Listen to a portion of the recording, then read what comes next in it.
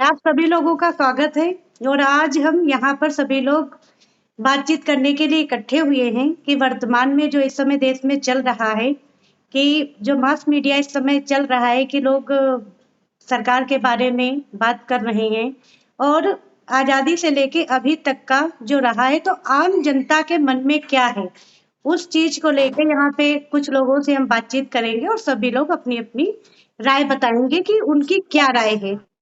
आज़ादी से लेके अभी तक लोगों की क्या राय है? तो हम मिस्टर विवेक जी से बात करना चाहेंगे कि वो बताएं कि उनका क्या दृष्टिकोण है, जो इस समय चल रहा है।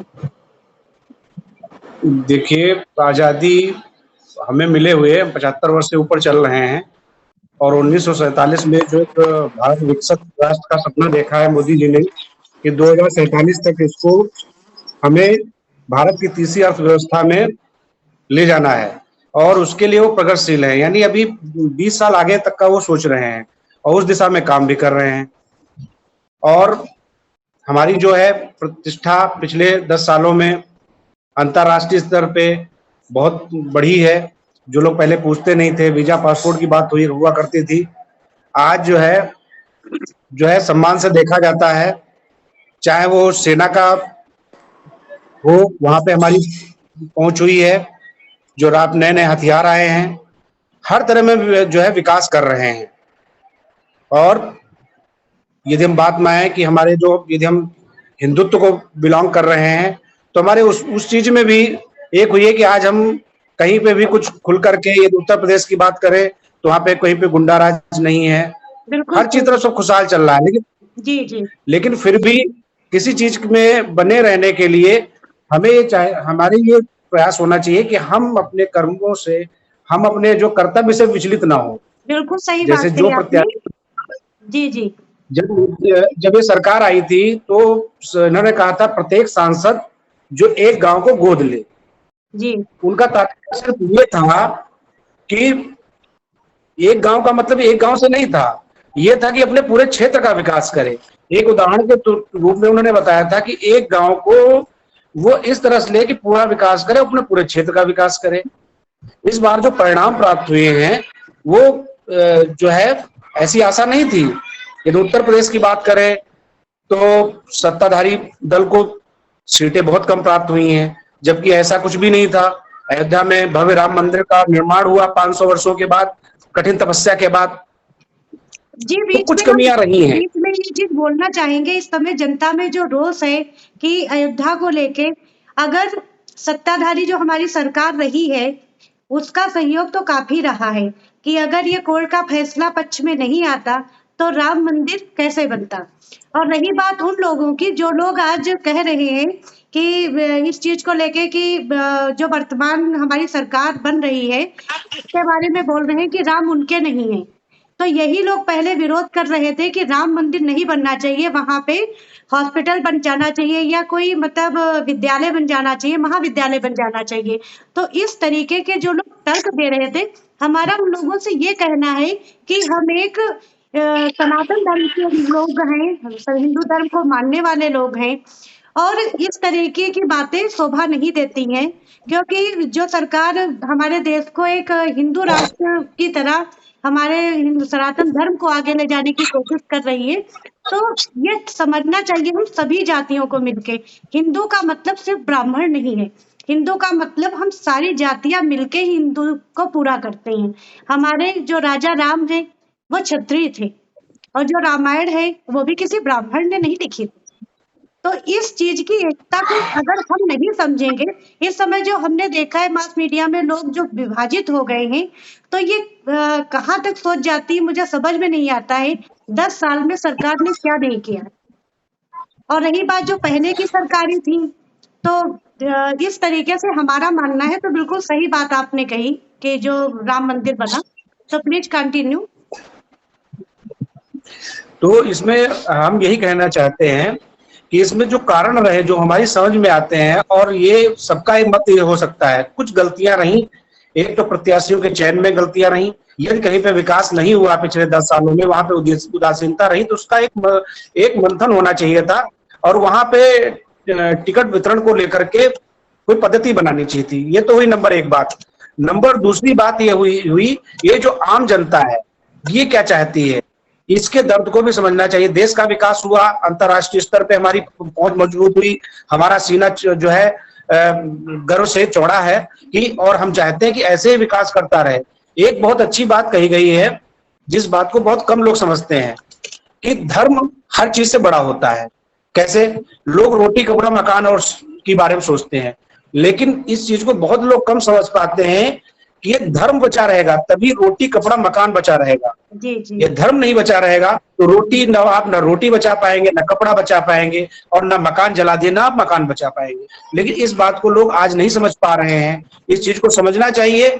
ये चीजें जो है समय के साथ आप इसको मैनेज कर सकते हैं, तो इन चीजों में गलती है। तो मेरा यही है कि जो भी जिसके पास भी सत्ता हो, जिसके पास ये पावर हो कि वो कुछ कर सकता है, यदि हमारे पास पावर है, आपके पास पावर है, तो उसका ये प्रयोग करते हुए कि जनमानस में क्या चल रहा है, उनकी भावनाओं को आदर करते हुए हमें आगे बढ़ना चाहिए। और ये कुछ कमियां नहीं जिसकी वजह से हमारी जो सत्ताधारी दल की कुछ सीट कम हुई कि जो है, हालांकि एनडीए को पूर्ण बहुमत मिला हुआ है, कोई बात नहीं, लेकिन उनका पूर्ण गठबंधन है। इंडिया जो दूसरी पार्टी है वो अपना गठबंधन से लाई हुई है सीटें, उनका गठबंधन है उससे भी कम है। तो यहाँ पे ये है कि ये चीजें ना रही होती तो इसमें 300 से ऊपर सीटें जाती, कहीं कोई दिक्कत नहीं थी और बहुत अच्छे निर्णय हो पाते इसमें। तो अभी भी कोई देर नहीं हुई है, इसको एक समझ लेंगे तो आने वाले समय में हम फिर जो है उत्थान की ओर जाएंगे, और निश्चित अभी उत्थान की ओर जा रहे हैं। तीसरी बार में 3.0 सरकार आ रही है, कल शपथ ग्रहण समारोह है, तो इसी भावना के साथ ये है कि आगे जो भी हो अच्छा हो। जी, बहुत अच्छी बात कही आपने, बहुत अच्छी बात कही कि एक अच्छी भावना के साथ हमको आगे बढ़ना चाहिए। और रही बात जो वर्तमान में रिजल्ट रहा है, तो इससे सरकार भी इस चीज का मंथन करेगी कि इस बार उनसे या उनके कार्यकर्ताओं से, सांसद से जो भी खामियां रह गई, कमियां रह गई हैं, तो अगली बार वो सीएम के लिए, पीएम के लिए इन चीजों को वो पूरा करेंगे और जनमानस को साथ लेके जैसे कि चल रहे हैं और चलेंगे। तो अगला आप लोग और कोई कुछ बोलना चाहेगा इसके बारे में जो वर्तमान में परिस्थिति चल रही है? श्री एमपी दीक्षित, आप कुछ इस बारे में बात करना चाहेंगे कि वर्तमान आजादी के बाद से लेकर और अभी तक कौन सी सरकारों ने कैसा क्या काम किया और आप उससे कहाँ तक सहमत हैं? आप इस चीज को क्या समझते हैं कि सरकार सही कर रही है या गलत कर रही है?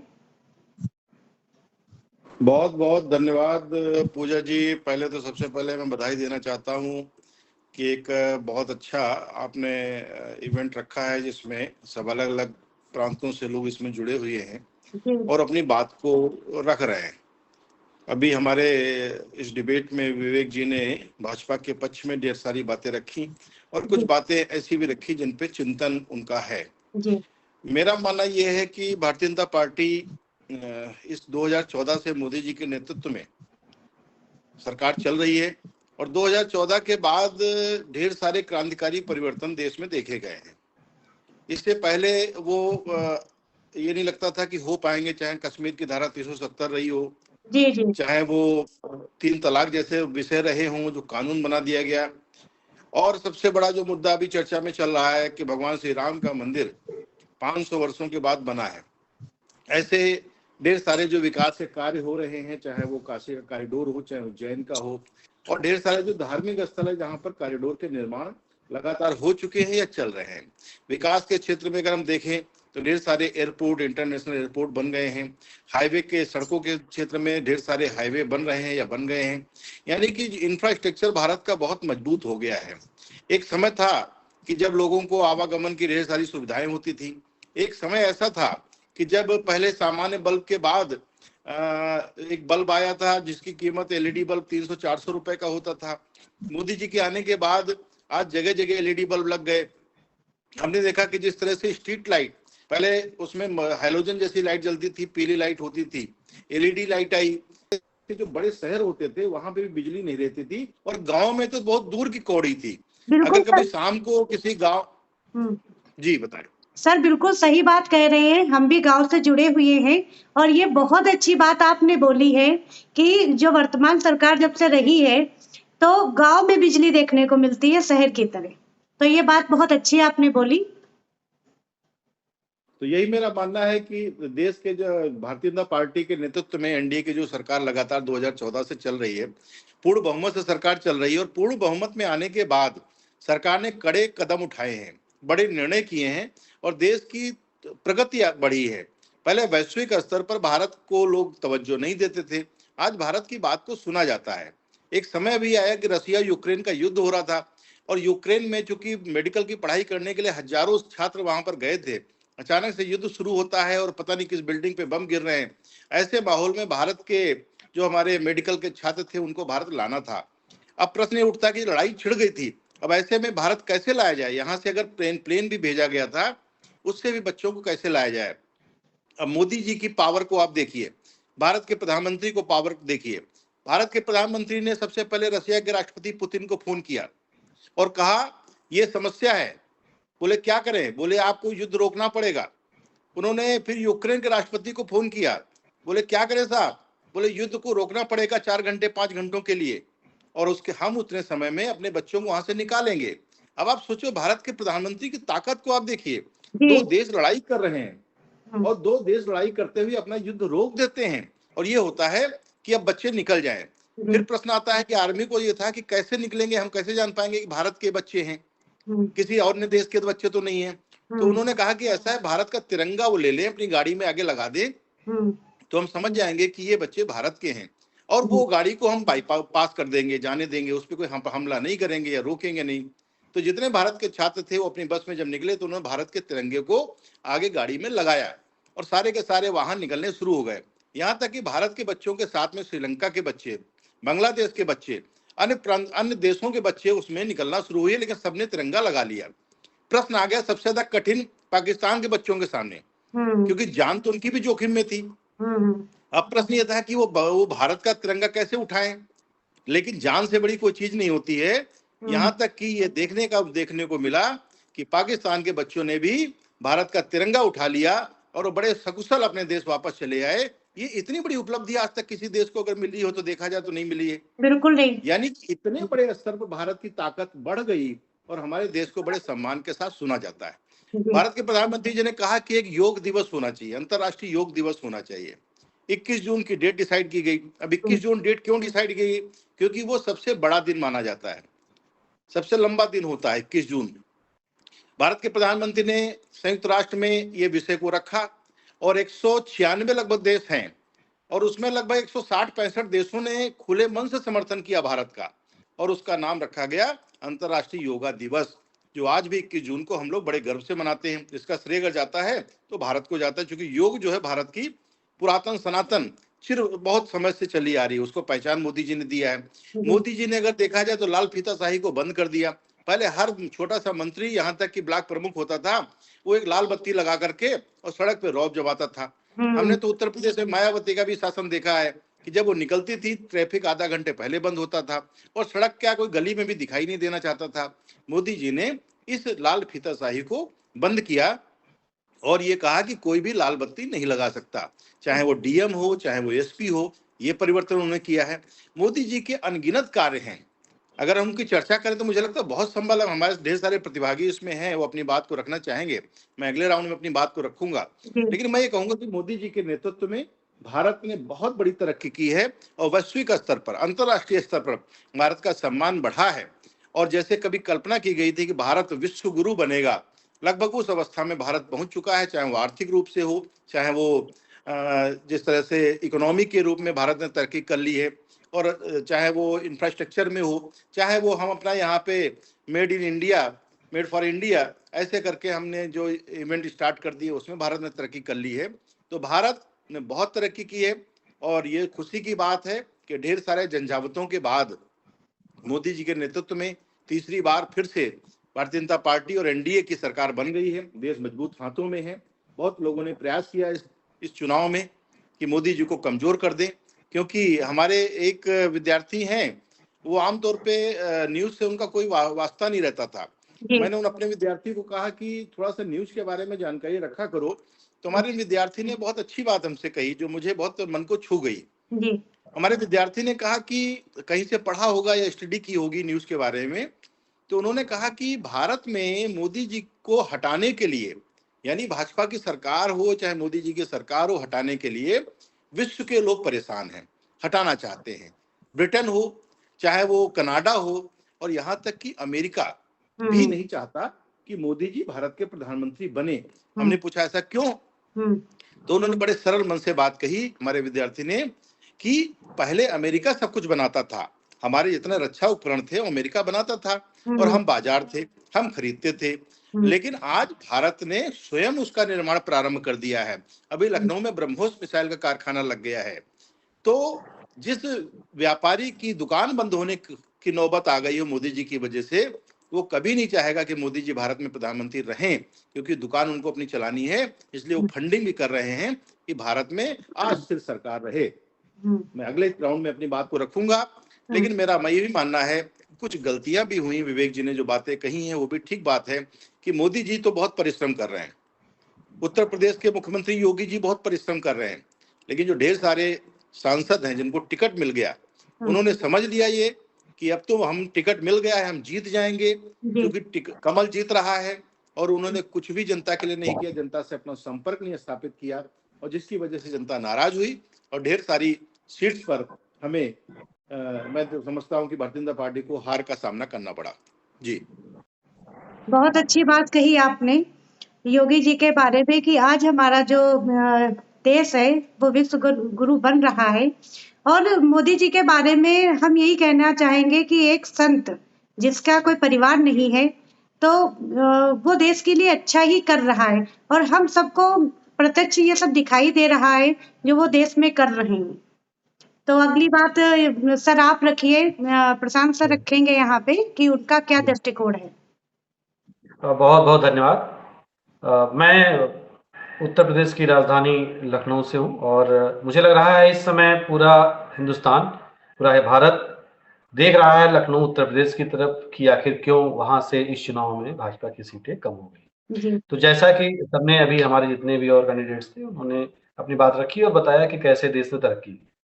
अब मैं उन बातों को नहीं रिपीट करूंगा, मैं बताऊंगा कि ऐसे क्या कारण थे कि उत्तर प्रदेश में क्यों स्थिति बदल गई, परिस्थितियां क्यों बदली, क्योंकि ये सबकी बहुत इच्छा है इस समय जानने की। क्योंकि मैं इसी प्रदेश से हूं तो मेरी बात भी लोगों को शायद समझ में आए। देखिए, भाजपा की जो सीटें कम हुई और सपा की बढ़ी, तो दो चीजें होती हैं कि मैं मानता हूं भाजपा फेल हुई है, सपा पास नहीं हुई। क्योंकि भाजपा की सीटें कम हुई इसलिए सपा की बढ़ गई। भाजपा के कम होने के पीछे कुछ मेन कारण थे। पहला सबसे बड़ा कारण था चुनाव की डेटों को ठीक बीचों बीच गर्मी के बीच रखना। लखनऊ, उत्तर प्रदेश और बिहार जो ये उधर की उत्तर की बेल्ट है, इसमें जून में आखिरी चरण जो था 1 जून को था, जिस समय टेम्परेचर था 43, हीट वेव चल रही थी, लोग मर गए, कई लोग करीब चुनाव में कई जो मतदान कर्मी थे वो खत्म हो गए, लोग घर से निकल नहीं रहे थे चुनाव में वोट डालने के लिए। भाजपा का जो मतदाता है वो थोड़ा इस तरीके का है कि वो बहुत धूप में नहीं निकलता है, बहुत प्रतिशत ऐसा भी है, और वो लोग नहीं निकले। क्योंकि अगर वो 2% भी निकल आते हैं, उन्होंने करीब 2% नहीं निकले। और हकीकत ये है कि कई सीटें ऐसी हैं उत्तर प्रदेश में जिसमें 0.4 से हार गई भाजपा। एक धौरारा सीट है जिसमें सिर्फ 0.4 से भाजपा हार गई। 0.4 कम थे, अगर 0.3 भी उसके बढ़ गए होते तो वो जितने कंडीशन में हो चुके होते हैं। लोग रैली बाहर नहीं निकले। दूसरी बात थी वो ये है कि प्रत्याशियों के बीच में जितने प्रत्याशी थे वो घमंड उनके अंदर आ गया था। उन्हें लगा था कि हर बार जैसे अभी तक मोदी जी के नाम से जीत रहे थे और अभी भी जीत जाएंगे, तो उन्होंने घमंड में भी काफी कुछ कहा क्षेत्र में जिसका उनका विरोध हो रहा था लोग। तो कमजोर प्रत्याशी, दूसरी बात थी कमजोर प्रत्याशी। तीसरा पॉइंट था पिछले 1 साल में उत्तर प्रदेश में बहुत सी परीक्षाएं जो हुई उनके पेपर लीक हो गए। ऐसा नहीं कि इससे पहले वाली सरकारों में लीक नहीं हुए थे, लीक होते थे पहली सरकारों में, लेकिन वो लोग उस चीज को एक्नॉलेज नहीं करते थे, पेपर को कैंसिल नहीं करते थे। लेकिन योगी सरकार ने ईमानदारी अपनाते हुए जैसे ही उन्हें पता चला कि कोई पेपर लीक हुआ है, वो एग्जाम को कैंसिल कर दिया। यही सरकार को भारी पड़ गई ईमानदारी। तो इसका मतलब ये है कि जनता जो हमारी है ईमानदारी चाहती ही नहीं है। योगी जी हो या मोदी जी हो, उन जैसा संत अगर हमारे देश को सीएम के रूप में, पीएम के रूप में मिलेगा, तो जनता को समझना चाहिए कि अपने पर्सनल रीजन को थोड़ा सा साइड में रख के अगर वो देश हित में सोचेगा तो देश तरक्की करेगा। और जैसा कि सर ने अभी बोला था कि विश्व गुरु बन रहा है, तो वो भी सपना हमारा साकार होगा। जी जी बिल्कुल। जी सर, आप कंटिन्यू करिए अपनी बात। हाँ, तो मैं यही बता रहा था कि यही कुछ पॉइंट्स और भी इस तरीके के पॉइंट्स थे जिनके कारण जो है भाजपा के वोट प्रतिशत कम हुआ, लोग बाहर नहीं निकले, और कुछ प्रत्याशी तो 3,000 4,000 से हारी हुई है। जी जी। अगर यही यहाँ से उत्तर प्रदेश से 30 सीटें और आ गई होती, 35 सीटें और आ गई होती जो पिछली बार जैसे थी, तो भाजपा अपने बलबूते पर 272 के जादुई आंकड़े को क्रॉस कर चुकी होती, और शायद जो आज की डेट में विपक्ष 99 पे जो है हो करके, या पूरे विपक्ष के सारे दल जो कि 240 भी नहीं ला पाए हैं मिला करके, वो भाजपा की तरफ उंगली उठा रहे हैं, वो नहीं उठा रहे हैं। मेरा मानना है कि ये क्षणिक है या इस बार का है, अगली बार ऐसा नहीं कुछ होगा।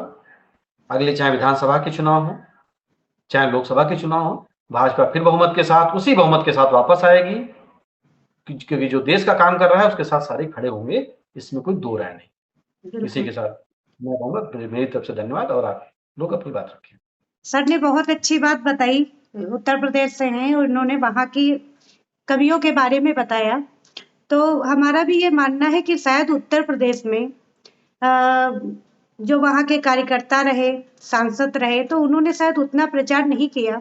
एक रीजन सबसे बड़ा, जैसा सर ने बोला कि गर्मी का रीजन हो सकता है, और एक हो गया कि कुछ ज्यादा ही आत्मविश्वास आ गया कि धर्म को लेके वो आगे चल रहे हैं, राम मंदिर लेके आए, ऐसे बहुत सारे मुद्दे हैं। तो उन्हें लगा कि हम सिर्फ वादे नहीं करेंगे, हमने काम किया, हमारा काम बोलेगा।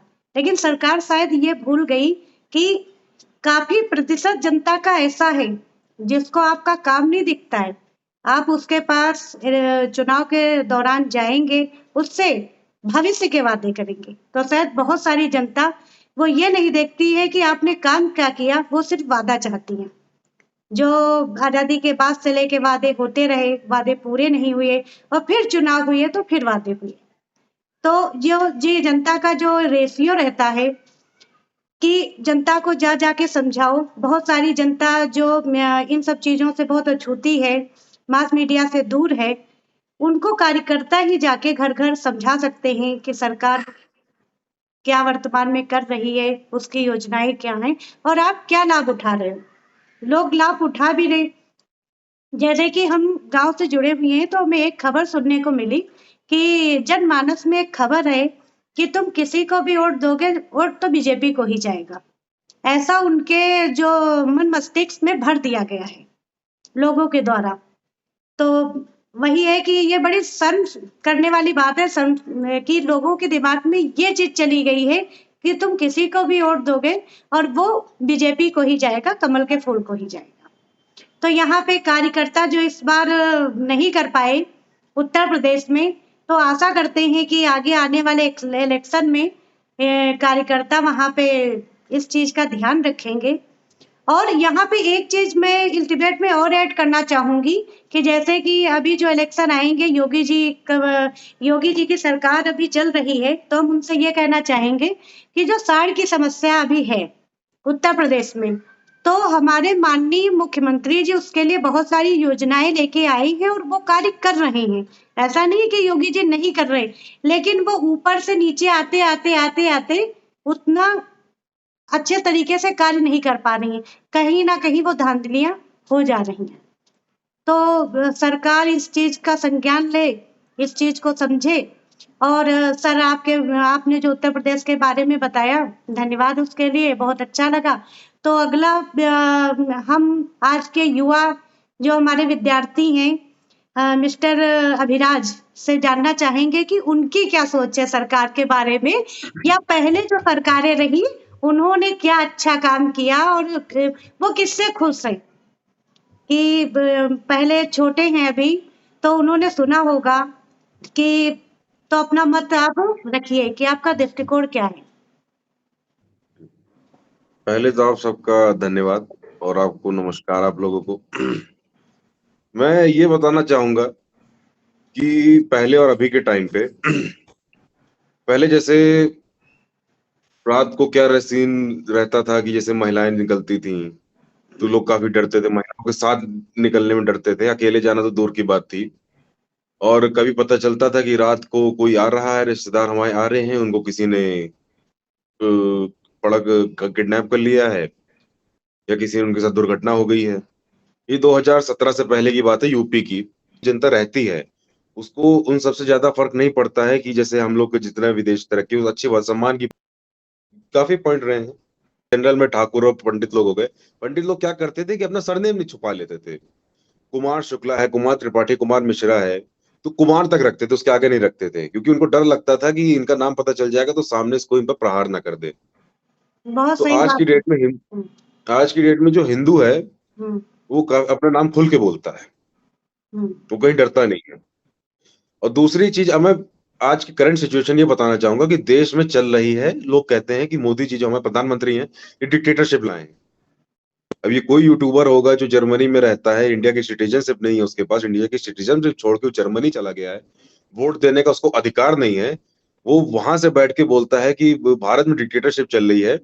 तो पहली चीज तो मैं ये बताना चाहूंगा, अगर डिक्टेटरशिप होती है तो जैसा उसने बोला है वो सब हो ही ना पाता, उसका भारत से उसका वजूद मिट जाता। दूसरी चीज, असल में जो डिक्टेटरशिप चल रही है वो चल रही वेस्ट बंगाल में। अभी लोकसभा के चुनाव में हमारा हिंदू लोग जाते थे, मुसलमान भी गए, हिंदू लोग की गाड़ी जा रही थी तो टीएमसी कार्यकर्ता के लोगों ने हिंदुओं की गाड़ी रोक दी। वो बेचारे शांति से बिना कुछ बोले रिवर्स गियर में गाड़ी लेके चले गए घर। उनकी गाड़ी में उनके परिवार बैठा था, उनके बीवी बच्चे बैठे थे जो कि मतदान करने जा रहे थे, उनको रोक दिया गया कि आप हिंदू लोग मतदान नहीं करने जा सकते।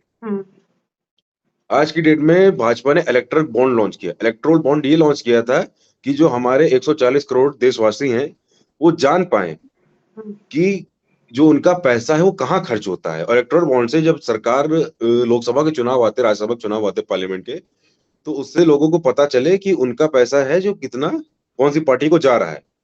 ये इलेक्ट्रोल बॉन्ड लॉन्च होने से 2014 से बाद प्रोसेस अब हो लॉन्च हो पाया है। तो ये जो कांग्रेस है, विपक्षी अपोजिशन रहा ही काफी इसको रोक रहा था, क्योंकि सबसे ज्यादा पैसा तो भाजपा से ये ले जाते हैं। 2014 के बाद से सबसे अमीर पार्टी जो बनी है वही जो सत्ता में रहती भाजपा, जिसके पास करीब 12,000 करोड़ की मतलब बताई जाती है। 2014 से पहले कांग्रेस जब सत्ता में थी 10 साल, तो उनका 15,000 करोड़ था। वो भी तो उनका ऑन पेपर था, वो पीछे कितना था पता नहीं। अभी 1 साल पहले की बात है, कांग्रेस के एक साधारण से एमएलए थे, चीफ मिनिस्टर भी नहीं थे, उनके घर से 300 करोड़ पाए गए थे। 300 करोड़ की रेड हुई थी, वो भी घर से। कौन कौन सी प्रॉपर्टी कहाँ, वो तो बात की बात है। तो देश को अंदर से खोखला किया जा रहा है, लूटा जा रहा है। और देश जो हमारे जो जनता है ना, ये बड़ी इमोशनल है, थोड़ी सी बेवकूफ है। इनको क्या, सोशल मीडिया टीवी इनके घर पे रहता नहीं है। इनको आगे कोई बोल देता है कि हम आपको 1 लाख रुपए देंगे, हम गारंटी कार्ड देंगे, आपके महीने, आपकी महिलाओं को बोलते हैं कि हर महीने आपके अकाउंट में 2500 रुपए आएंगे। तो ये बेचारी इतनी इमोशनल और भोली है कि जाके वोट दे देती है।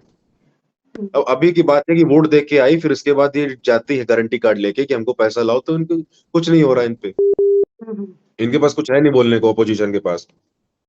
एक ये बात हो गई। जी धन्यवाद। अभिनाथ जी, बहुत बहुत धन्यवाद आपका। आपके विचार जानने को मिले कि आज का जो युवा वर्ग है वो, उसके आपकी बातों से लग रहा है कि काम बोलता है।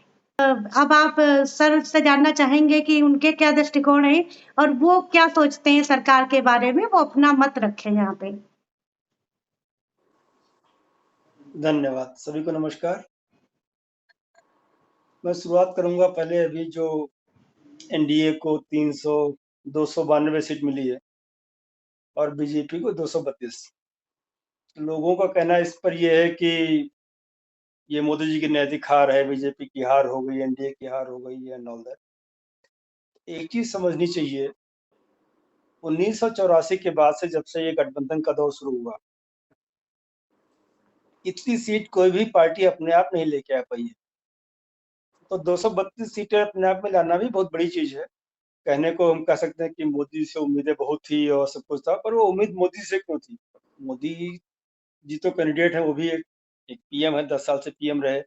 एंटी इनकम्बेंसी कितनी रही होगी 10 साल में, उसके बावजूद यहाँ तक नंबर लेके आना अपने आप में बहुत बड़ा अचीवमेंट है। सीटें क्यों हारी, क्यों जीती, कितनी कम हुई, ये पार्टी का इंटरनल मैटर है। वो लोग, उनके यहाँ लोकतंत्र बहुत अच्छा है बीजेपी में, वो ऑब्वियसली इस पे एनालिसिस करेंगे, निकालेंगे कुछ। सीट सिलेक्शन गड़बड़ हुआ होगा, प्रत्याशियों के चयन में जातीय समीकरण गड़बड़ हुए होंगे शायद। जैसे भी अयोध्या की बात हुई, फैजाबाद लोकसभा सीट हार गए लोग, उस पर हंस रहे हैं कि राम जी ने साथ नहीं दिया, राम जी का आशीर्वाद नहीं मिला।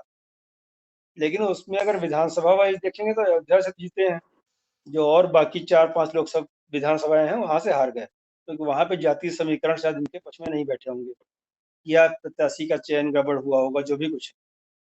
तो वो उनका इंटरनल मैटर है, एनालिसिस होगी, उस पर कुछ इम्प्रूव करेंगे, अच्छी बात है। तो इन चीज़ों में हम नहीं जाएंगे। कुछ चीज़ें बोलेंगे कि मोदी जी के लीडरशिप के बारे में, कि दूरदर्शी नेता कैसे होते हैं। 2-3 चीज़ें हैं। एक तो जो डिजिटल पेमेंट की बात है, 10 साल पहले इसी संसद में हमारे पूर्व वित्त मंत्री चिदम्बरम जी मजाक उड़ा रहे थे, जब इस चीज़ का आइडिया आया था कि यूपीआई पेमेंट का, कि देश में बिजली नहीं है, इंटरनेट नहीं है, कैसे करेंगे, है ना? वो शायद भूल गए कि अभी तक उनकी सरकार थी तो बिजली नहीं है, इस बात की शर्म तो उनकी आनी चाहिए थी। तब भी वो इस बात को लेके हंस रहे थे कि बिजली ही नहीं है तो करोगे कैसे। खैर, उस बात को 10 साल का बीत गए हैं, और आज हमारे देश में डिजिटल पेमेंट सबसे ज्यादा होता है। हमारा देश ही नहीं, बाहर के देशों में भी अभी इसी वीक शायद पेरू में पहला साउथ अमेरिकन कंट्री बना है जिसने हमारा डिजिटल पेमेंट वो भी शुरुआत कर रहा है कुछ लोग। मुझे एग्जैक्ट डिटेल्स नहीं पता उसके बारे में, पर बहुत सारे देशों में भी वो चीज़ शुरू हो रही है धीरे धीरे। तो एक तो डिजिटल पेमेंट का हो गया कि चीज़ें कितनी ईजी हो गई, स्पेशली नोटबंदी के बाद तो और भी। वो एक साल था 2016 का जब कितनी मुश्किलें थी, लोगों के पास पैसे नहीं थे छोटी दुकानों पे। अभी तो आप कुछ भी लेने जाओ मोबाइल से हो जाता है। तो ये एक थी विजनरी लीडरशिप। Exactly, exactly. तो ये एक थी विजनरी लीडरशिप कि आप दूरदर्शी देख सकते हैं। दूसरी चीज बहुत सिंपल सी, सबसे रिलेट कर सकते हैं आप, जो सड़कें हैं, टोल्स के बारे में। कुछ सालों पहले इसी टोल्स पे 1-1 घंटे की लाइन लगती थी टोल पेमेंट करने के लिए। 40 रुपए का टोल है, आप 100 रुपए दे रहे हैं, उसके पास चेंज नहीं है। सड़कें खराब थी, वो एक अलग विषय है, लेकिन इंफ्रा डेवलप हुआ, और साथ ही साथ अब टोल कैशलेस चीज कितनी बढ़ गई वहां पे। आप सीधे टैग लगाते हैं, आपको गाड़ी हार्डली कुछ सेकंड रुकती है और आप निकल जाते हैं।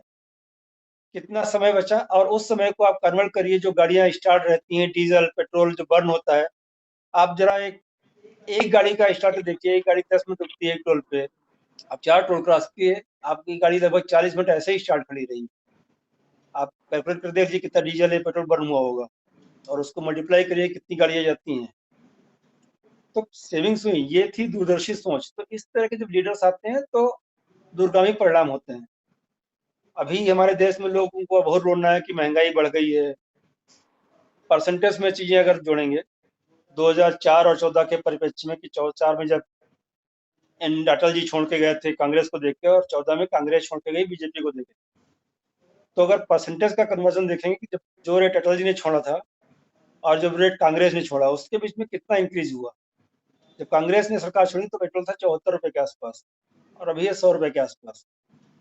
लेकिन यही चीज जब अटल जी के टाइम पे थी तो अटल जी ने छोड़ा था 35 से 40 रुपए के आसपास, तो ऑलमोस्ट डबल करके गया। कहने को आज बोलते हैं कि 100 रुपए क्रॉस हो गया। 100 एक नंबर दिखता है, इसलिए लोगों को लगता है कि 100 क्रॉस हो गया। अगर परसेंटेज जोड़ेंगे तो उससे वो आप आधे पे हैं अभी। और जिन लोगों को यहाँ महंगाई दिखती है, वो अगर थोड़ा ग्लोबल पर्सपेक्टिव में देखें, हमारे बहुत सारे दोस्त जैसे बाहर हैं, कुछ यूएस में, यूके में, जर्मनी में, उन देशों में लोगों की हालत बहुत ज्यादा खराब है। यूएस में 15 साल पहले जो होम लोन था उसकी इंटरेस्ट रेट होता था 3%, 4% ऑलमोस्ट।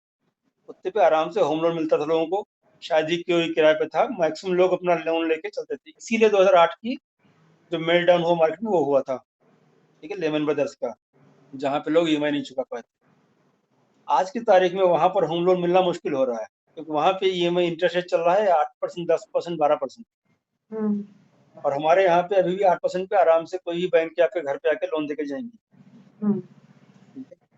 तो जो ईएमआई की बात करें या हम महंगाई की बात करते हैं, तो हमारा देश स्पेशली कोरोना के बाद से वो इतनी बड़ी त्रासदा झेलने के बाद भी आज भी हम अच्छी गति से उन्नति कर रहे हैं compare to those western countries. अगर आप यूएस यूके की बात करें, वहां पर लोगों के लिए बहुत ज्यादा परेशानी आ रही है। गाड़ियों की लाइन की बात करते तो लोग बोलते हैं कि वेटिंग लगी है। दो चीजें हैं, एक तो यह है इसका मतलब कि लोगों की परचेजिंग पावर बढ़ी है, ऑब्वियसली इसीलिए वेटिंग पीरियड बढ़ा है। ऐसा तो नहीं कि घर वाले, कंपनी वाले आपके घर में जाके दे रहे हैं कि आप घर से ले लो, हमसे पैसा ले लो। लोग खरीद रहे हैं, इसलिए वेटिंग बढ़ी है। और यही वेटिंग वेस्टर्न कंट्री में और लंबी है, क्योंकि उनके पास भी मैन्युफैक्चरिंग कैपेसिटी नहीं है इतनी ज्यादा। खैर, ये चीज थी महंगाई को लेकर। तीसरी एक जो लीडरशिप विजनरी की बात थी, मेक इन इंडिया प्रोग्राम। इसी संसद में राहुल जी इसका भी मजाक उड़ा रहे थे कि आपका शेयर कमजोर हो गया है, और आज हर एक बड़ी कंपनी भारत में इन्वेस्ट करने को तैयार है। टेस्ला कितनी अच्छे से यहाँ पर तैयार थी, पर मोदी जी की शर्तें अलग थी कि आपको टेक्नोलॉजी भी ट्रांसफर करनी पड़ेगी एंड ऑल दैट। वो हुआ नहीं हुआ वो अलग बात है, पर बहुत सारी कंपनी आने को तैयार है। एप्पल की कितनी फैक्ट्रीज लगी हुई यहाँ पे, कितनी कार मैन्युफैक्चरिंग हो रही है। जैसे ब्रह्मोस का मिसाइल अभी बोला कि लखनऊ में फैक्ट्री लग गई वहाँ पे ब्रह्मोस की। बहुत सारी चीजें हैं, मेक इन इंडिया हुआ, digital payment, infrastructure. North east के स्टेट्स जो हमारे टोटली इग्नोर थे, वहाँ पे कितना ही डेवलपमेंट हो रहा है अभी। आपका बॉर्डर सिक्योर हो रहा है, आपका स्टेट डेवलप हो रहे हैं। तो कुल मिला के मेरा कहने का मतलब ये है कि मोदी जी बहुत ही अच्छे नेता हैं, विजनरी लीडर है मेनली। उनका पर्सनल कोई तो एजेंडा ऐसा रहता नहीं है। इतने साल से मुख्यमंत्री रहे, अभी प्रधानमंत्री हैं, और लोगों के पास कहने को क्या है कि सिर्फ उनके कपड़े, उनकी फोटो शूट और ये सब कुछ। उनके ऊपर एक भी इल्जाम लगाने का कोई इशू ही नहीं है किसी के पास। तो इस बार थोड़ा सा सेटबैक हुआ है कुछ सीटों में, वो शायद अगली बार सही कर लेंगे। अब वो उनका इंटरनल मैटर और सुधार लेंगे। ये अटल जी का जमाना तो है नहीं कि एक सीट से सरकार गिरा दी थी। ये जमाना है मोदी जी का, योगी जी का, अमित शाह का, तो सीटें मैनेज हो जाएंगी आराम से। तो जो लोग 99 लाख पे भी खुश हो रहे हैं कि वो नैतिक हार है, उनको शायद आप चिंता करना चाहिए अपने आप को लेकर कि आगे कैसे सुधरेंगे, है ना। तो हम बस इसी पे बस इतना ही कहेंगे, और हमारे हिसाब से तो अच्छा ही चल रहा है। हमें ऐसे कोई दिक्कत नहीं रहती पहले से कंपेयर करते हैं तो। बहुत बारीकियां बताई आपने, बहुत अच्छे तरीके से आपने बताया, और हम आपकी इस बात से बहुत सहमत हैं कि ऐसा नेता पहली बार मिला है, और शायद आगे हमें योगी जी के रूप में या अमित शाह के रूप में भी मिलेंगे, और बहुत अच्छा काम कर रहे हैं मेरे जो प्रधानमंत्री जी हैं, मोदी जी। सर, आप कुछ कहना चाह रहे हैं? आज जी मैं ये कहना चाह रहा हूँ कि बहुत अच्छी बात अभी श्री पंकज जी ने रखी है, और सरकार के कई पहलुओं को बहुत बारीकी से रखा है, और निश्चित तौर पर बहुत ही प्रशंसा की बात है कि भारत ने तरक्की की है आर्थिक रूप से। और यहाँ पर मैं अपने दूसरी पार्ट में मैं एक भाजपा की कुछ नकारात्मक बातों को रखना चाहता हूँ जी, कि स्वागत आखिर है आपका। ये निश्चित तौर पे तो कुछ ना कुछ तो हुआ है जिसकी वजह से इस सरकार बीजेपी की ये सीट्स कम आई हैं। मोदी जी को विश्वास था, और 22 जनवरी को जब भगवान राम के मंदिर का उद्घाटन हुआ, पूरे देश में एक राममय माहौल था। ऐसा लग रहा था कि बहुत बड़ी सफलता भाजपा को मिलने वाली है। जी, लेकिन फिर आखिर क्या हुआ ऐसा? मोदी जी ने इसी विश्वास के लिए तो कहा होगा कि 400 पार, यानी भाजपा 370 पार, क्योंकि धारा 370 समाप्त की गई थी। हम्म, और ये था कि डॉक्टर श्यामा प्रसाद मुखर्जी जी को एक श्रद्धांजलि होगी हम्म, कि हम अगर धारा 370 सीट जीतते हैं हम्म, तो भाजपा की एक बहुत बड़ी श्रद्धांजलि होगी डॉक्टर श्यामा प्रसाद मुखर्जी जी को, क्योंकि वो कश्मीर में इसी मुद्दे को लेकर के गए थे कि दो प्रधान, दो निशान और दो संविधान देश में नहीं हो सकते। और फिर वहां पे उनको तथाकथित रूप से जेल में डाला गया, और फिर वो शहीद हुए, वापस नहीं आए। तो भाजपा ने तय किया था 370 हम लेके आएंगे, और एनडीए को मिला करके ये था कि 400 से ऊपर लाएंगे। निश्चित तौर पे सभी जो समर्थक थे उनको भी पूर्ण विश्वास था। बिल्कुल। लेकिन फिर आखिर ऐसा क्या हुआ जिसकी वजह से भाजपा को 370 सीट नहीं मिल पाई और भाजपा सिमट गई? ये बात अलग है कि वो सत्ता में फिर से वापसी कर रहे हैं, लेकिन एक अच्छे विद्यार्थी के नाते पुनः अपना सेल्फ मूल्यांकन तो होना चाहिए कि आखिर कहाँ पे कमियां हैं आपकी। 100% आप सही तो नहीं है, कहीं ना कहीं तो कमी है आपकी कि क्यों आपके साथ वोटर नहीं जा रहा है। तो भाजपा का जो वोटर है वो दो तरीके से काम कर रहा है। एक तो तरीका ये है कि वो भाजपा का समर्थक है लेकिन वोट देने नहीं गया, कारण था भी गर्मी का विषय आया। दूसरा ये है कि अच्छे घरों की महिलाएं जब सब्जी और राशन और लाइन लेके कभी नहीं लेती हैं तो वो वोट डालने क्यों लाइन में जाएं। एक बहुत बड़ी मूल समस्या हमारे देश की है, जिस पर सरकार को विचार करना चाहिए। आज हमारे सर ने अभी बहुत अच्छी बात कही, यूपीआई पूरे विश्व में सबसे ऊपर निकल गया भारत में। तो जब हम इस तरह से चीजों को, ऐसी टेक्निक को हम डेवलप कर लिए हैं तो आखिर वोटिंग को क्यों नहीं कर पा रहे हैं। ये नंबर एक समस्या है जिसपे वोटिंग में परिवर्तन होना चाहिए। ऐसी व्यवस्था हो कि सब लोग आसानी से वोट डाल सके। ये जो लाइन लगा करके 100 साल पुरानी संस्कृत चली आ रही है, ये समाप्त होनी चाहिए। इस पद्धति को बदलना चाहिए। अगर ये बदलना चाहिए, डिजिटल इंडिया हुआ है तो इसमें भी परिवर्तन होने चाहिए। बहुत सही इसमें बात परिवर्तन बोली होना आप। चाहिए। हम्म क्योंकि अब ये है नहीं कि घर के लोग जाकर के लाइन लगा के वोट डालें।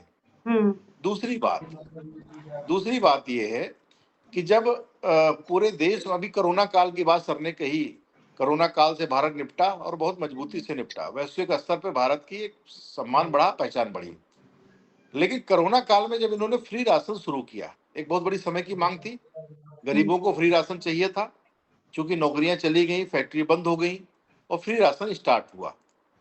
लेकिन आखिर फिर ऐसा क्या कारण था कि कोरोना काल समाप्त हो गया और उसके बाद ये फ्री राशन नहीं बंद हुआ।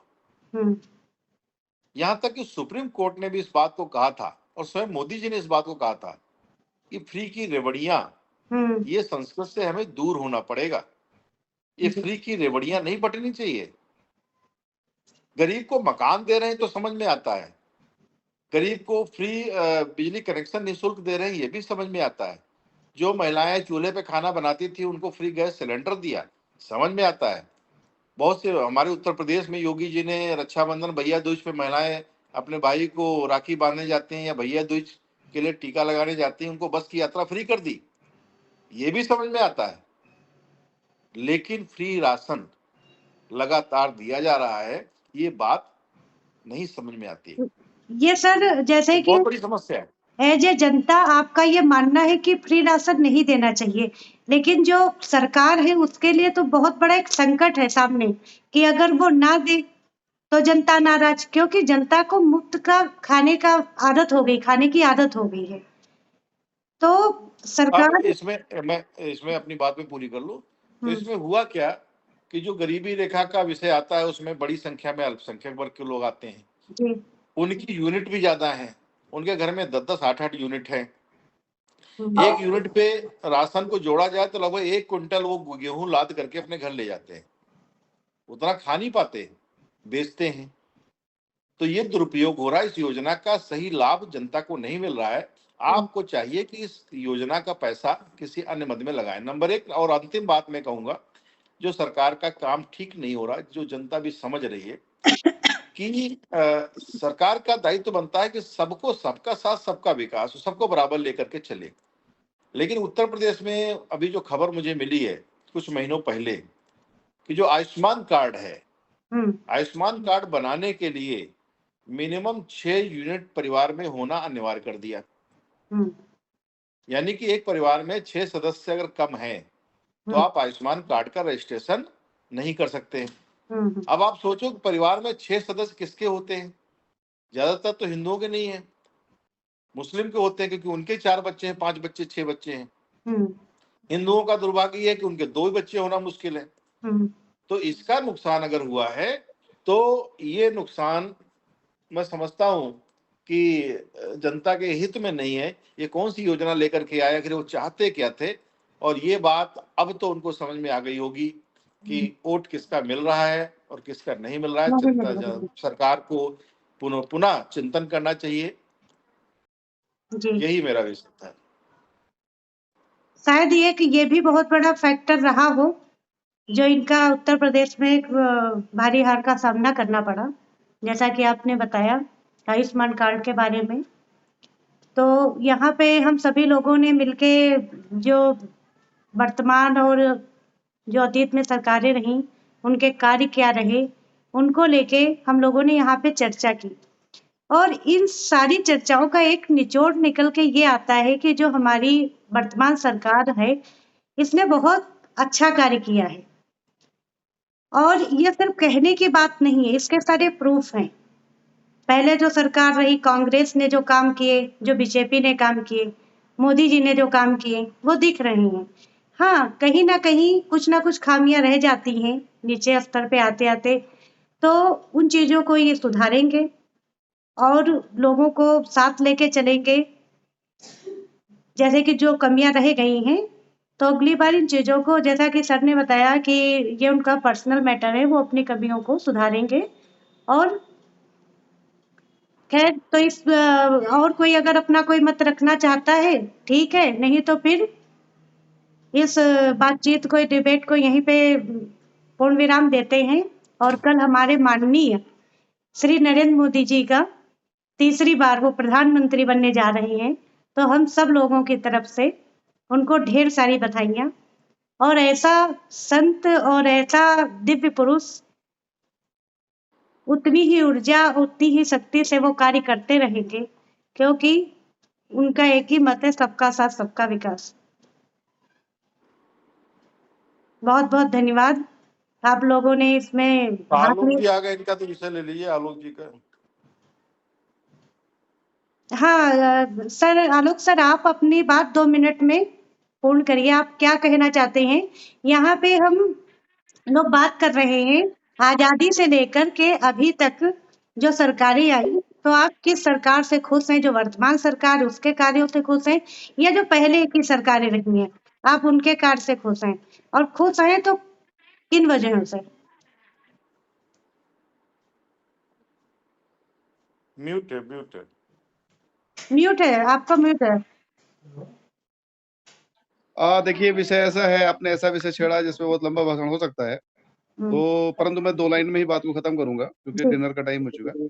तो क्या है कि देखिए, मैं नरेंद्र मोदी जी की सरकार से ही प्रसन्न हूँ और नरेंद्र मोदी जी की सरकार पुनः तीसरी बार आई है, अपने आप में रिकॉर्ड है। 1962 के बाद में नेहरू जी के बाद ऐसे प्रधानमंत्री हमारे भारतीय जनता पार्टी की ओर से हुए हैं, जो कि तीसरी बार शपथ ले रहे हैं और चौथी बार भी शपथ ये ले सकते हैं भविष्य में, या हो सकता है उस समय अमित शाह शपथ लें। भाजपा को कोई हराने वाला अभी पैदा नहीं हुआ, गलतियां हुई हैं, कुछ झटका लगा, इससे सबक सीखेंगे और आगे अच्छा करेंगे, ये हमें पूरा विश्वास है। और हर व्यक्ति अपना जो एक थोड़ा-सा अच्छा हो सकता है वो करता रहे, कि एक दिया जलाएँ, अंधकार को क्यों धिकारे, अच्छा है एक दिया जलाए। हम जहाँ हैं वहाँ पर थोड़ा-सा रोशनी प्रकाश पैदा कर लें, हम जो अपना कार्य कर रहे हैं वो अच्छा करें, तो हो सकता है कि जो हमारा मोहल्ला है, हमारा गाँव है, हमारा शहर है, उसी को हम अपना भारत मान करके अगर उसको चमका देंगे और सब लोग ऐसा करेंगे तो पूरा भारत चमक जाएगा। इसी के साथ भारत माता की जय, वंदे मातरम। जय हिंद, बोलिए वंदे मातरम। मातरम। बहुत ही सुंदर जय श्री राम। विचार है सर आपके। जी। हाँ सर, आप कुछ बोल रहे हैं, बोलिए। वंदे मातरम। वंदे मातरम। जैसा कि आलोक सर ने बहुत ही कम शब्दों में बहुत ही सुंदर प्रस्तुति दी है, और जैसा कि वर्तमान सरकार से ये बहुत खुश हैं, तो ये जान के बहुत अच्छा लगा है। एक ऐसा नेता जिस बच्चे बच्चे के मुंह से निकलता है मोदी मोदी, ऐसा शायद भारतवर्ष में पहली बार हुआ है। जी सर। मैं कहना चाहता हूं कि कार्यक्रम के समापन पे मैं आपको बधाई देना चाहता हूं जी कि आपने जो ये विचार आपके मन में आया, जी ये बहुत ही प्रशंसनीय है। और इसमें मेरा एक सुझाव है कि और यंग बच्चे जो हैं उनको भी भविष्य में बिल्कुल। जोड़ा जाए, उन बच्चों के भी विचार लिए जाएं। बच्चे भी राजनीति के बारे में क्या जानते हैं या क्या उनके विचार हैं। पहली बार बहुत से वोटर इस बार आए हैं, उन्होंने वोट डाला है, किसी भी पार्टी को वोट दिया हो ये विषय नहीं है, लेकिन मतदान किया है, ये महत्वपूर्ण है। और उनके क्या विचार हैं, ऐसे भविष्य में आयोजन आप करते रहे। हमारी ओर से आपको ढेरों शुभकामनाएं हैं और ये सुंदर विचार के लिए, सुंदर आयोजन के लिए मैं आपको कोटि कोटि बधाई देता हूं और साधुवाद देता हूं। बहुत बहुत धन्यवाद सर। ये डिबेट रखने का मेरा सिर्फ एक रीजन ये था कि इस समय जो मास मीडिया पे हिंदू बट गया है, हिंदू का मतलब सिर्फ ब्राह्मण नहीं, हिंदू का मतलब जिसमें कि ब्राह्मण, क्षत्रिय, शूद्र, वैश्य सारे आते हैं, वैश्य और शूद्र। तो ये बट गए हैं, नहीं बटना चाहिए। हमारा देश हिंदुओं का देश है, जिसको हिंदुस्तान बोला जाता है। और बहुत दुख होता है, लोग कहते हैं कि मेरी बातों से अगर किसी को लगेगा कि मैं बीजेपी की हूँ, बिल्कुल नहीं।